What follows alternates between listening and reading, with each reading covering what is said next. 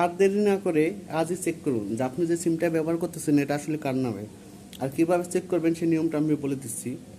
আপনি ডায়াল পেটে যাবেন, ডায়াল পেটে যাওয়ার পরে স্টার 1600 স্টার, পরে কী করবেন, আপনার এই এনআইডি কার্ডটি লাস্ট 4টা নাম্বার দেবেন। লাস্ট 4টা নাম্বার দেওয়া পারেন, যেমন ধরেন 3645 হ্যাশ দেবেন।